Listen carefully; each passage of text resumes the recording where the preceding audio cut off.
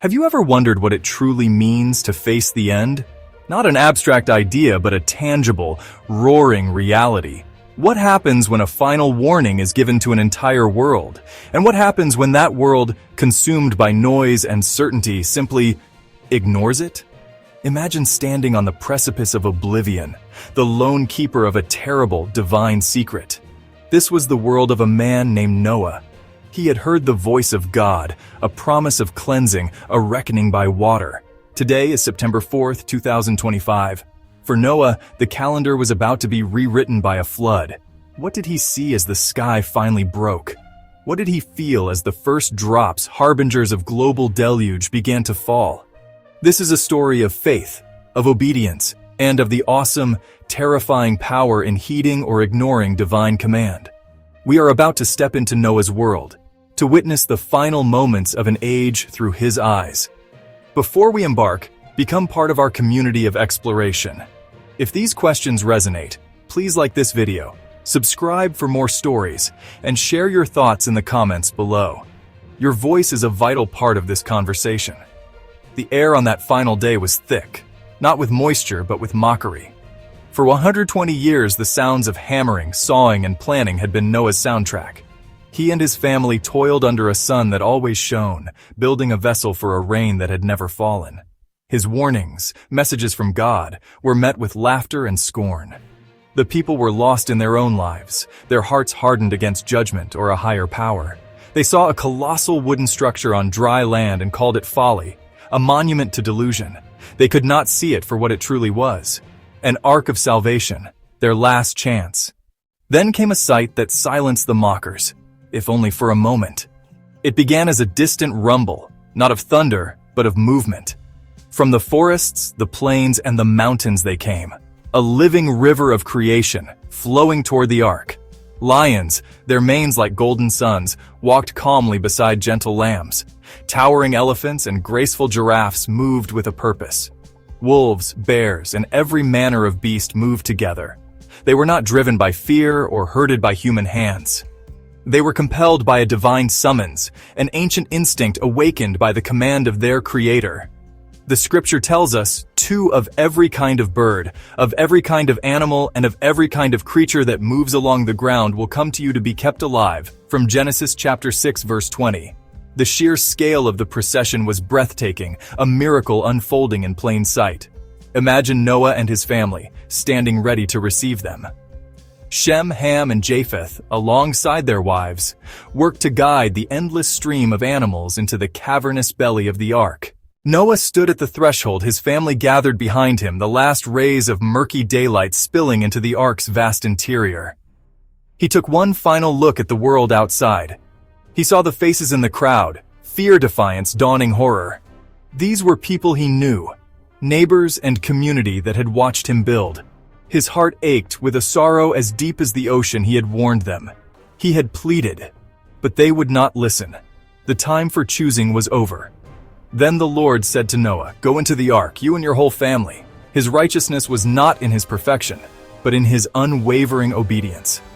Suddenly, with a sound that was not of human origin, the great door began to move. It was a massive slab of wood and pitch, a gate so heavy Noah and his sons could never have moved it on their own. It began to swing shut, moved by an unseen hand. A collective gasp rose from the crowd as they watched the opening begin to disappear, the slow, inexorable grinding of the wood, the sound of finality. The light was extinguished, plunging the interior into profound darkness. The door closed with a deafening thud that echoed across the plain. The Bible tells us with chilling simplicity, "And the Lord shut him in." On the seventh day, it began. It did not start as a gentle pitter-patter. The first drop was not a drop at all, but a rupture. The sky tore open. The scripture says, "On that day, all the springs of the great deep burst forth and the floodgates of the heavens were opened." Genesis 7:11. It was a two-front assault on the world. From above, rain fell not in streams, but in solid sheets, a relentless, deafening cascade of water that pounded the roof of the ark like 1,000 war drums. The sound was terrifying, an overwhelming roar that blotted out every other noise. The sky was a gray, liquid wall. This was the decreation of the world. Simultaneously, the ground itself betrayed humanity. The springs of the great deep burst open. From fissures in the earth, subterranean oceans erupted with cataclysmic force. Geysers shot hundreds of feet into the air. Plains became a churning, boiling sea. The foundations of the world were breaking apart. Screams from outside the ark began. Sharp cries swallowed by the deluge. People ran for high ground. There was nowhere to go. The water rose with terrifying speed, swallowing hills, then mountains. Inside the ark, violent upheaval. The massive vessel began to groan and creak. With a stomach-lurching lift, the ark began to float. Tossed and thrown by churning waters, a tiny speck in a world unmade. As the water level rose, the sounds from the outside world began to change. The desperate screams, the frantic pounding on the hull faded, replaced by the singular, monotonous roar of the flood. The ark, now fully adrift, was at the complete mercy of the currents. The scripture states, "The waters prevailed and increased greatly upon the earth, and the ark floated on the face of the waters." That's Genesis chapter 7, verse 18. There was no steering, no navigation, no destination in mind. Their survival depended not on human skill or seamanship, but on the integrity of the vessel they had built in obedience and the divine hand that guided its aimless journey. Days blurred into nights, the relentless drumming of the rain on the roof their only clock. Inside, a new rhythm of life began. The initial terror gave way to the demanding routines of survival. 8 people were tasked with caring for a floating zoo. Animals needed to be fed. Water needed to be distributed. Waste needed to be managed. The work was exhausting, a constant cycle of chores from before the dim light of dawn until long after manufactured dusk. Yet, in this labor, there was a strange comfort. It was a purpose, a focus amidst the chaos. It kept their minds from dwelling on the terrifying reality of what was happening outside and the profound loss of every other human soul on the planet. They were the sole custodians of Earth's future, a heavy and humbling responsibility. The emotional toll was immense. Imagine Noah, looking at his wife, his sons, their wives, their faces illuminated by the flickering lamplight. They were all that was left. The number 40 holds a deep significance in Scripture, often representing a period of trial, testing, and transition. For Noah and his family, these 40 days and 40 nights of relentless rain were the ultimate test of endurance. The unending roar of the water, the violent lurching of the ark, and the perpetual gloom. There was no sun, no moon, no stars. Just the oppressive, waterlogged darkness and the knowledge that the world they had known was being systematically erased from existence. The scripture emphasizes the totality of the event. And the rain fell upon the earth 40 days and 40 nights. It was a complete and sustained act of divine judgment. The psychological pressure within the ark must have been unimaginable, locked in a wooden vessel with the smell of animals and the constant motion of the sea. Claustrophobia and despair were ever-present dangers. How did they keep hope alive? They did it through faith, through community. They would have prayed together, recounting the promises of God, reminding each other why they were there. The shared work gave them purpose, but shared faith gave them strength. They were a family, isolated from all of humanity. And their reliance on each other and on God was absolute. They had to believe that the storm would eventually end, that the waters would recede, and that God's promise of a new beginning was not a hollow one. This period was the crucible in which their trust was perfected.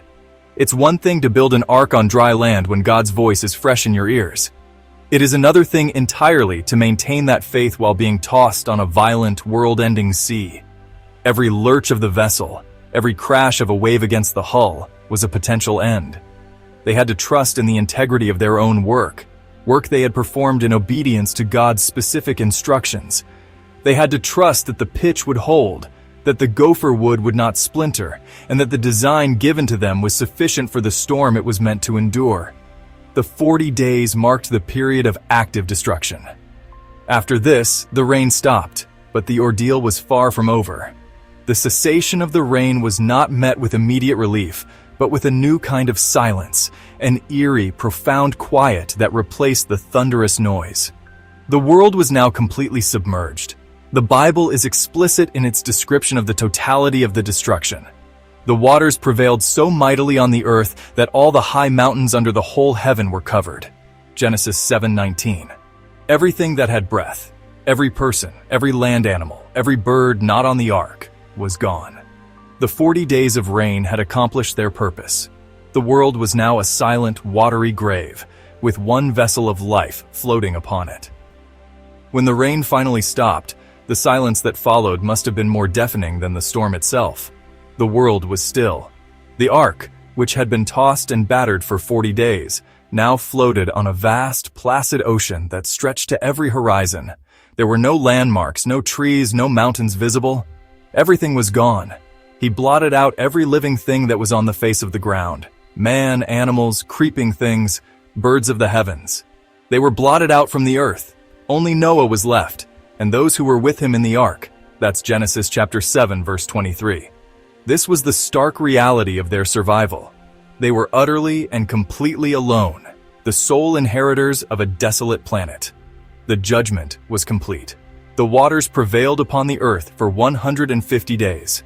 This was a time of waiting, a long, drawn-out period of floating in the quiet aftermath. The violent phase was over, but the isolation remained. This was a time for reflection, for Noah and his family to process the sheer magnitude of what had happened. They were saved, but at what cost?